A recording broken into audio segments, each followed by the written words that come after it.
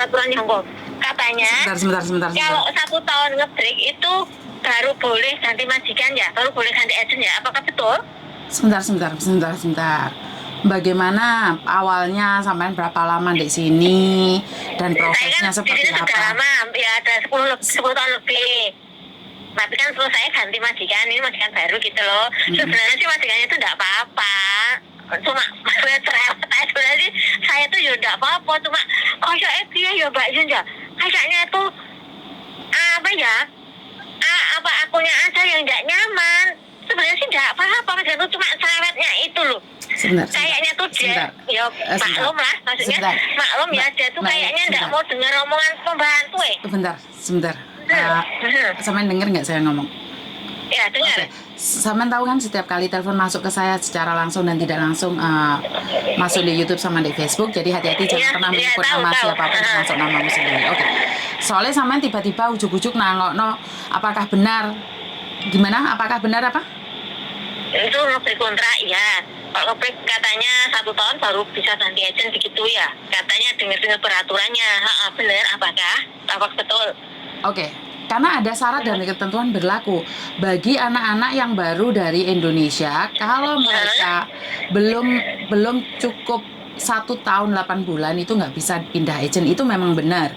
Tapi bagi Anda yang pernah ada di Hong Kong dan barusan masuk majikan itu tidak ada masalah. Mungkin penjelasannya kurang lengkap di situ. Oh ya, soalnya kan kemarin kan saya dikasih tahu teman saya, Mbak Yanti nek cuma 1 tahun itu nggak boleh ganti agent. Wah bagus, aku nggak jadi ngebreak lah. Aku ngebreaknya nanti aja, kalau udah yang tak finishin aja lah, malah lebih enak, tak tahan-tahanin lah aku yang bilang gitu. Satu hal, sama-sama bertahan kan mendingan, menurut pendapat saya adalah mendingan bertahan. Karena kalau kamu ngebreak, kamu harus pulang Indonesia, harus proses.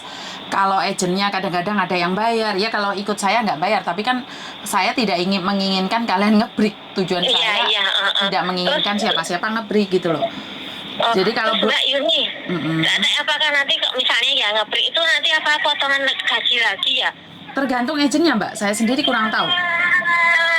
Tergantung agentnya.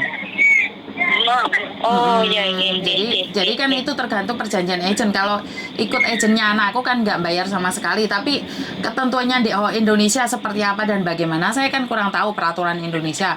Pulang apakah harus ikut proses, apakah harus ada KTKLN atau apapun namanya, kan saya sendiri tidak tahu Indonesia. Jadi kalau memang kalau dari kantornya anak saya sendiri itu nggak perlu bayar sama sekali gitu loh. Cuman 10% saja. Terus Mbak Yuni, ini saya tanya lagi, kalau misalnya itu visa ya, saya kan visa saya habisnya bulan itu. Saya bulan kan itu kapan? Bulan itu kapan? Bulan itu ya. Bulan itu kapan? September. Loh, ya jangan ngomong bulan itu sayang. Maksudnya itu bulan Agustus atau pas bulan Septembernya ya? Soalnya pertengahan tanggal 15 nih. 20 tanggal 15 September 2023. Oke, finish kontrak atau extend visa? Itu saya baru setahun itu. Kan saya paspor saya sudah habis expired Oktober. Besok saya baru mau buat paspor baru lagi bulan Maret. Oke, berarti Saman harus extend visa, maksudnya Saman seperti itu? Terus? Itu kalau misalnya yang nyuruh agent saya tanya dulu itu berapa ya bayarnya. Makanya saya tanya sampai takutnya nanti agentku lebih. Kan aku bisa, segini loh, bisa bantah gitu loh Mbak Yuni. Sebentar, kalau kamu nyuruh orang kan otomatis orang yang pingin ngambil badi toh, bener ya? Maksudnya kira-kira berapa yo? Soalnya saya akan dikatakan bahwa kalau ke imigrasi sendiri cuma 230. Lah agentnya saya sendiri. Tapi kan saya harus datang pagi-pagi ya. Nggak perlu pagi-pagi sih. Oh, ngapain belum subuh ngapain? Ngejak subuhan ke imigrasi. Belum subuh ke sana soalnya ngantri nomor dulu itu. Iya, zaman dahulu kala. Tapi sejak ada COVID ini kan nggak perlu seheboh itu. Sekarang cuman dimasukin ke imigrasi lewat Dropbox bisa, lewat online juga bisa. Kalau lewat online tuh apa booking dulu? Tidak perlu, majikanmu bisa kok lewat online sayang. Aduh, majikanku kira dong Mbak. Aku harus melakukan sendiri, majikanku tuh nggak tahu apa-apa. Kok kayak emle ya. Oke, mungkin sampean berangkat sendiri karena ntar visanya akan dikirim lewat SMS dan sampean akan download. Download aplikasi. Betul. Jadi kalau visanya sudah turun ada di download nanti. Downloadnya di sana apa di rumah? Soalnya di imigrasi apa di rumah? Ya kamu harus kirimkan datamu ke imigrasi dulu. Terus kalau imigrasi sudah menerima datamu, maka imigrasi akan kirim surat ke alamatmu dan dari situ kamu akan download dan bayar 230. Oh, kalau lewat agent berapa Mbak? Kira-kira? Gak ngerti aku Mbak. Engko enek agent sing 500, enek sing agent 1000. Enek sing agent 800 kan aku gak ngerti. Oh iya. Bener gak? Oke. Oke Mbak Yuni, terima kasih ya. Satu-satu agent kan tidak sama. Terima kasih ya. Sama-sama.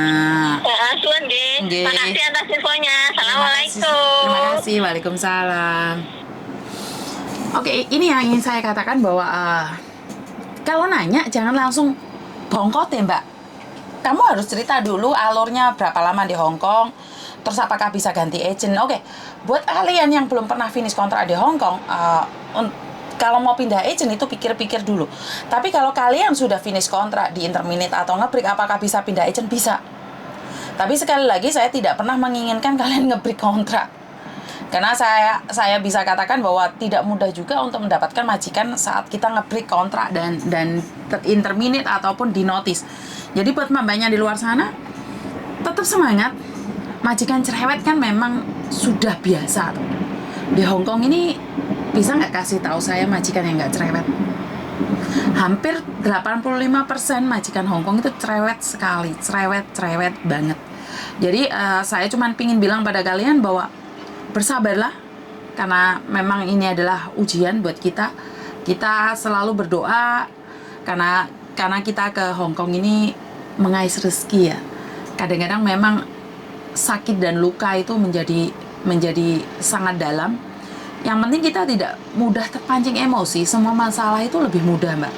Karena saat masalah datang dan pikiran kita tenang, kita itu nggak akan galau, nggak akan mikir yang aneh-aneh. Tapi saat pikiran kita nggak jelas, tiba-tiba ada masalah, itu mudah sekali kita terprovokasi. Kita mudah sekali merasa terancam posisi kita.